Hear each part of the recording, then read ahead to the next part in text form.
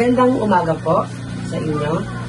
Kami po ay mula sa Marikina Polytechnic College. Kasalukuyan kumukuha ng kursong Bachelor of Science in Entrepreneurship. And kami po ngayon ay second year college. Napalito kami upang mag-conduct ng interview sa inyo patungkol sa pagbuo or paggawa ng ganitong produkto. Ang interview po na ito ay mahalaga sa amin bilang kumukuha ng kursong Bachelor of Science in Entrepreneurship, major in Share and Development Industry, para malaman po namin kung ano ang mga nangyayari tungkol po sa mga pagdidagay sa industriyang ito. Para din po sa final project po namin sa market research. So, may bibigay po akong letter na katunayan po na this is only for educational purposes.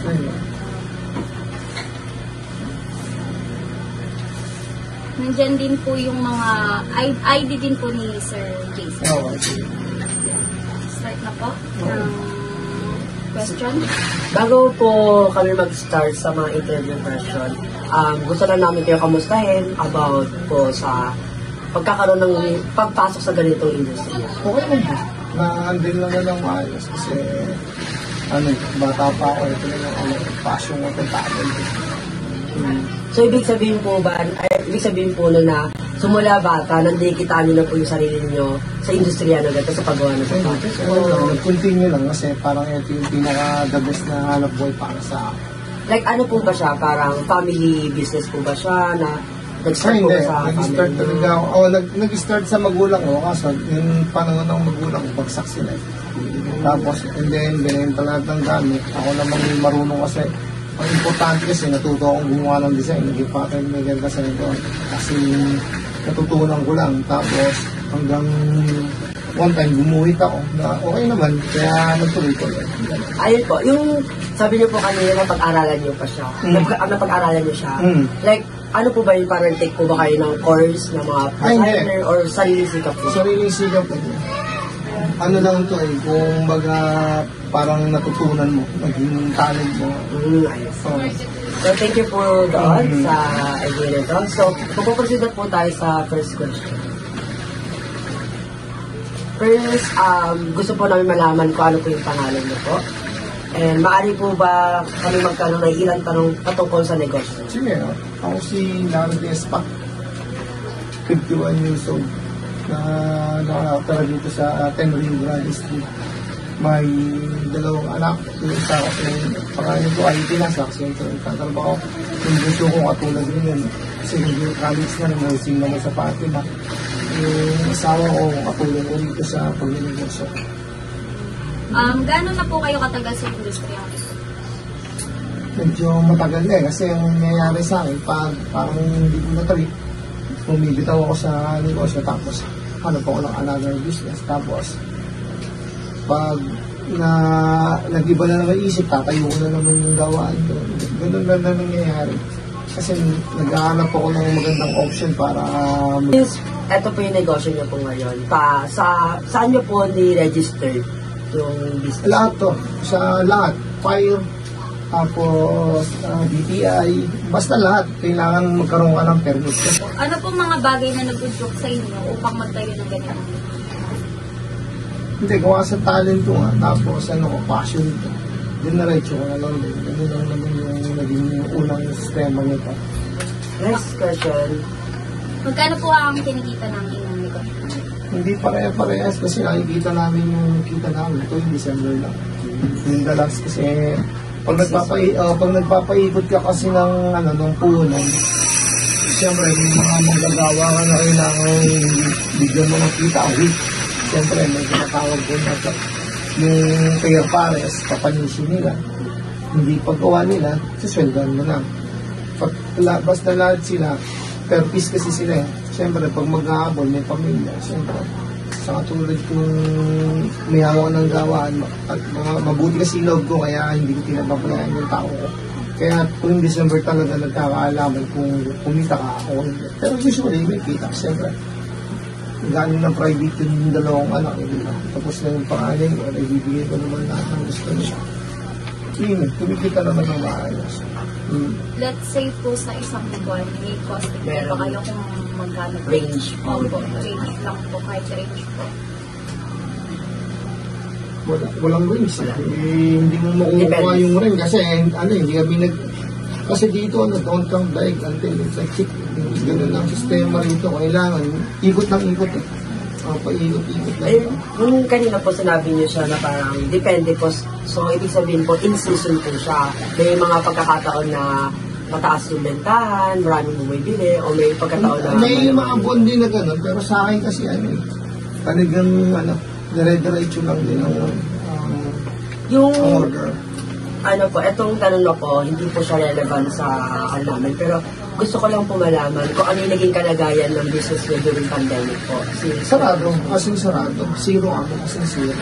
Paano po kayo na, parang bumangon? Siguro, true na rin kasi nung tuloy ng pandemic, hindi kayo maniniwala. Positive kami ng pamilya ko. Anak ko, ako, asawa ko, positive kami ng tatlo. Pero tumutulong pa rin ako sa labas. Di ba? Habang positive ako, nakatulong pa rin ako sa labas.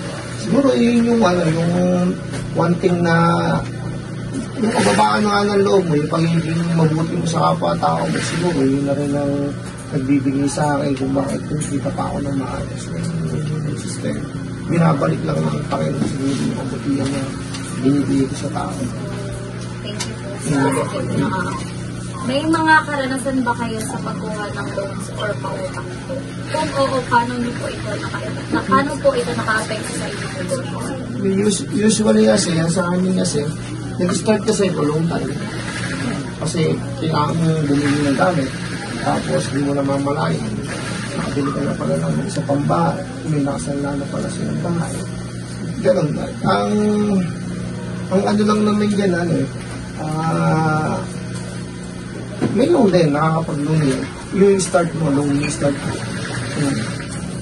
Siguro po dun sa pag-loan po, magkano yung capital na nilabas nyo overall po? Sa ngayon, kung bibilangin natin lahat-lahat, yung unang start. Yung nag-start siguro kung mga 100,000 na. Pero ang tagal na nun. Ngayon, pag wala kang half-M na uumpisa, mababa yung half-M. Mababa yun, sobrang baba na. Parang kung mag-i-start. Ano po yung mga naging plano nyo para po mapalago yung Marami. Kailangan manpower. Kailangan kumuha ka na mas maraming tao. Hindi pa pwedeng dalawa lang, tatlo. Nag-start din kasi kami ni Mrs. ng kami lang. Dalawa lang po. Oo. Mananayin siya pa. Nagawin ko yung pattern. Ibigay ko sa kanya. Gagawin namin. Hanggang mabuo. Tapos wala kami din ng tao. Kasi lahat kami dalawa lang kami nag-start. Talent nga namin. Pag nag-pattern ko, bibigay ko sa kanya. Pag bibigay ko sa kanya, ayun po. Yung kadugtong po ng question, since you are the owner po, parang how's the process po yung pag-hire po ng mga tao? Kasi hindi po biro yung paggawa po ng sapatos. So, may kinoconsider po tayo na parang skills. Oo, meron. Kaso sila kasi galing na talaga sila din sa ibang gawaan. Tapos nag-apply sa akin. O kaya nagkaroon ng hindi magandang ibigay sa dating amo. Tapos dito sa akin. Halos kung paano ako nag-start, nandito sila sa akin. For the employees naman po, ilan po ang mga empleyado nyo? 13. Nadagdagan po ba sila or nabawasan sa pagkakas? Hindi, pag nagpaparas ako, natapos pa yung 13. Nag-hire ako ng sipatero. Pero hindi upan ko, tinataasan ko para lang extra niya ako. So, nag-ahabol ako. Tulog itong month ng November kasi kailangan first week of season. Kailangan first week ng December. So, second week pala, dahil una ko, first week second week, tapos na. Baga, nakitira na lang yung mga tira-tirong materialis, tapos pabubuo. Next question. Ano po ang mga hakbang na ginagawa niyo o mapapanatili ang inyong mga empleyado? Ayan, pagiging mabuti niya, una, hindi ako nagpapatawag ng boss. Gusto ko, tuwagin mo lang ako, tropa. Ganun lang. Medyo kababata ako kung ano dyan, tawag sa akin, bago. Kung ano yung bata kami, kung ano yung tawag nila sa akin, yung tawag. Basta respetawan kami nito, nakikipag-ugnayan ako sa kanila, binibigay ko yung best ko sa kanila. Dating ng Christmas party, para ng Christmas, bibigay ako ng half stack. Tapos, Cashman. Basta every year, tumataas din yung bonus nila sa akin. So, para ang nangyari, itong workplace ito, very friendly po talaga. Like, Oo, dito, basta ang nangyayari dito, hindi ako nagagalit sa, sa tao ko. Oo, ang pinagalit ako sa ko, kasi siya yung dapat usatin dito. Basta yung iniiwasan ko yung galit sila sa akin. So, naging effective naman po yung ginawa yung hakbang para mag-stay po sila sa business. Oo, naman. Grabe. Pinagmamalaki na nila. Hindi lang po. ayun po, sa connected sa mga employee po, ano yung mga standard nakita mo sa kanila para i-hire po sila dito sa business mo? Marunong na sige silang gumawa ng upload sa sapatos. Iba kasi yung iba yung nandito, iba yung nasa kanila. Meron pa po sa kanila? Oo, meron pa akong gama. Dito kasi upload na. Yung ginagawa ni mga ganito. Pagdating naman doon sa may kabila akong gawaan, doon naman binubuo.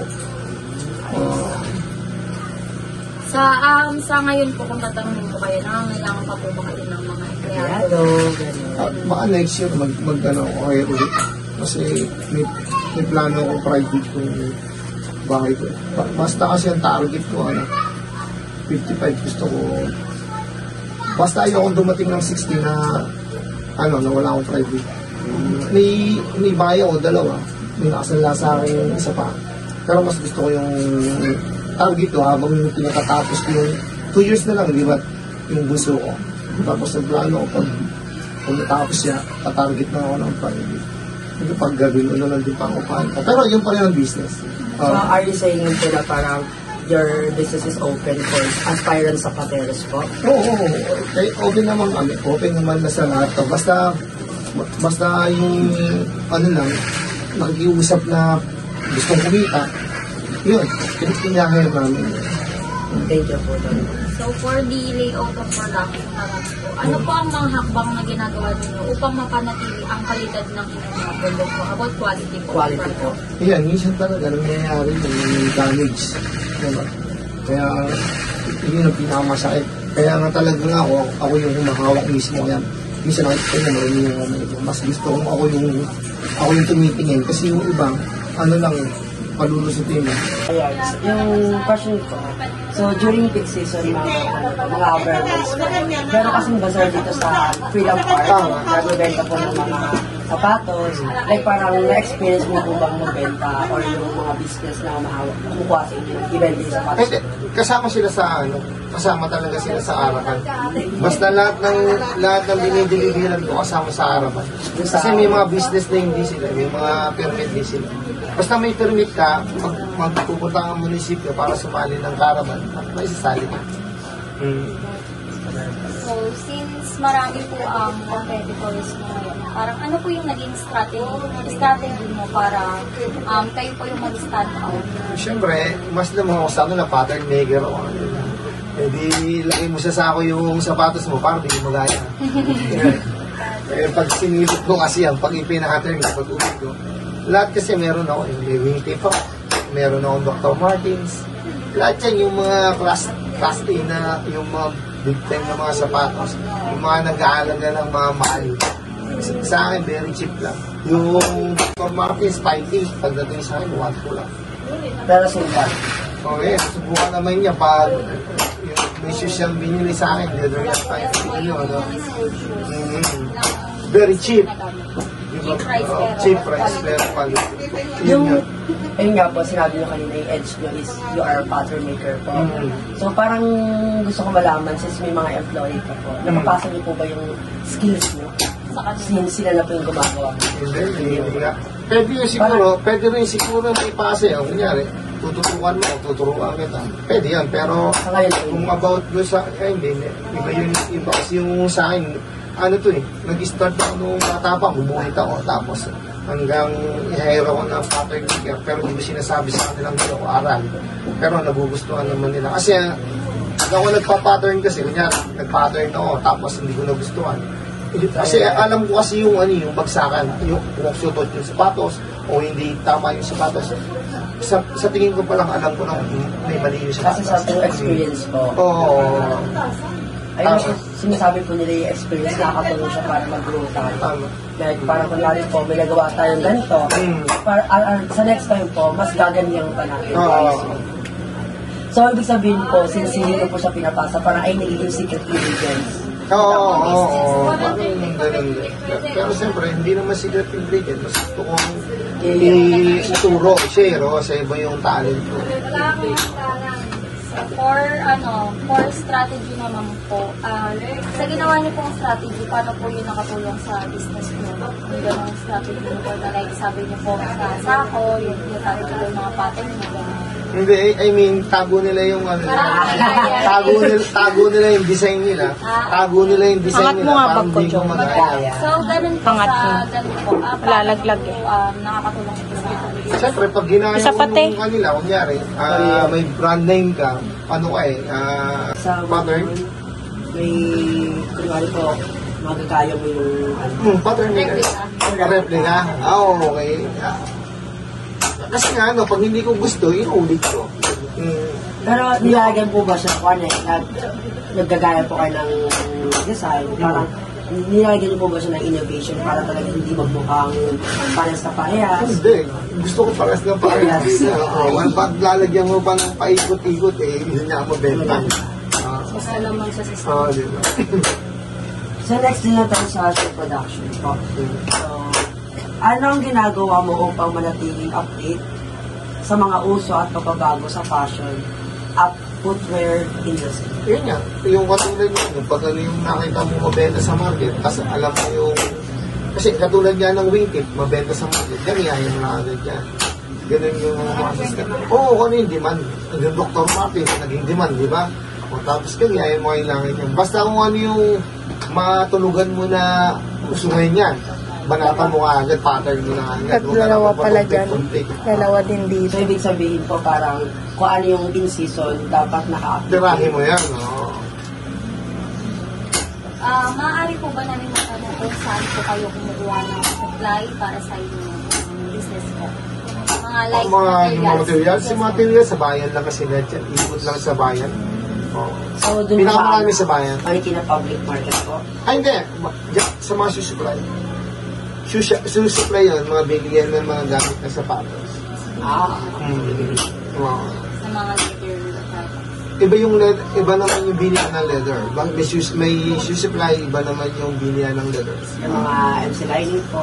Yan. Next po is, ano ang mga machines, equipment na ginagamit nyo sa paggawa ng inyong produkto? Marami. Meron akong post-type, may single, may double, may dasdasan, may liyahan, may sigsagan, may tikasan, may tupian. Marami akong marami. Marami. In overall po, magkano po nag-gastos nyo for equipment po? Kung i-estimate po, hanggang sa ngayon po. Kasama yung makina lang. Makina lang, hindi kasama ulma. Okay, sa makina ko siguro 10, mga 200,000 kasi nagpas pa. Kung susumayin po natin na kapati kasama ang mga equipment, pumapatak po ng hub. Lahat. Next po, sa challenges naman po ng inyong business po. Ano ang mga problemang madalas nyo naranasan sa inyong produkto? Yung sa business namin, yung una, yung nabili yung materialis yan, pangit, hindi matipon. Kasi yung materialis natin, minsan kasi galing na rin tayo. Tapos, ini-import dito sa atin, bibili mo naman. Minsan kasi, mahina na siya, tapos hindi quality. Marupok na. Sa ganung challenges po, ano po yung naging epekto? Siyempre, sayang yung binigay, pinondo mo yung puhunan doon, di ba? Wala na yun. Ibig sabihin, stock na lang yun. Pamigay na tawag doon, pamigay. Para po sa inyo, ano po yung naging solusyon mo sa ganung problem po? Hindi, bawi ka na lang ulit. Bili ka na ng materialis ng matibay. Tapos, ano naman yun, trial. Pag na-trial lang naman, siguro mga 20 pares, 30 pares. Para makita mo lang yung people. Hindi naman masakit ang ito sa bulsa. Kaya hindi ka tatamaan. for the last question po, ano ang mga pangunahing tagumpay na iyong nakamit sa mga unang taong ng iyong negosyo or organization? Unang taon lang, Unang taon. taon. Ano po yung mga na-achieve nyo po? Kaya nagpatuloy po kayo sa ganitong business. Basta yung achieve ko naman ito, yung pera pagdating na tinitang namin yun. Tapos, yung kunyari, dalawa lang yung nakabili ka na nga lang yung mga. So yung parang definition ng success nyo po that time Nag-i-improve. Nag-i-improve. Oo, nag-i-improve. Pero yung sa overall po, hanggang ngayon, ano po yung mga successful Katulad yan, yung galing experience, dalawa akong anak mo, diba? Tapos iPhone, parang iPhone ng script, galing naman sa akin. Parang napaprovide po yung Siyempre, lahat needed. So, lahat. Basta, kung ano gusto nila, katulad nito, may gusto nila ba siyang pabili, 55,000. Kasi kailangan, sa December, bibigay ko sa akin. Kasi birthday niya ng December. Kaya after December, kami kung ano request niya, pinagay na. So na lang naman ang pinag-aaral. Yung kuya naman ay So for ngayon po, may challenges po ba kayo na kinaharap sa ngayon? Sa ngayon. Wala. Kasi nakaprepare ako kakulit yung buwan ng business nila. Kaya, basta sa business, kailangan prepare ka. Malagi yung may option. Kasi hasanga ako Sa pagkabata ko kasi, nakita ko ng system mo. Sa magulang ko kasi, nagdaan, minsan, isang linggo, di siya nagpapasweldo. Siyempre, masakit yun. Naging manggagawa rin din ako. Napunta din ako sa gawaan na, minsan, 2 weeks mo, hindi ka nagpapasweldo. Tapos, siyempre, nagpapamilya na rin ako ng mga panahon. Talagang, kailangan pag-aralan mo yung kailangan pala pag gumising ka ng Lunes Martes, kailangan, alam mo na kung saan mo kukunin yung susweldo yun yung nasapat. Para hindi ka andap-andap. Yun yung preparation about gagawin. Basta gagawin, kailangan yan, yung nakabasta ka ng paisawid sa kanila. At the last, yung pag natapos mo itong December yung kailangan nakabasta ka rin sa sobrang nila, sa ibibigay nila sa amin. Ganon. Tapos pakakainin mo silang lahat. Ganon. Mag-happy-happy ka bilang kapamilya ng gawaan. Yung ito po, hindi po siya question, pero ano po yung message niyo po sa mga future zapateros and mga aspirant na business? Tulad po namin na ang basta dito, may akong galahin kasi na-handle ko ng maayos. Kasi ako, maloko rin kasi, ba nag-business ako, dito ko kinukuha yung kalokohan ko. Stop ka ng bisyo.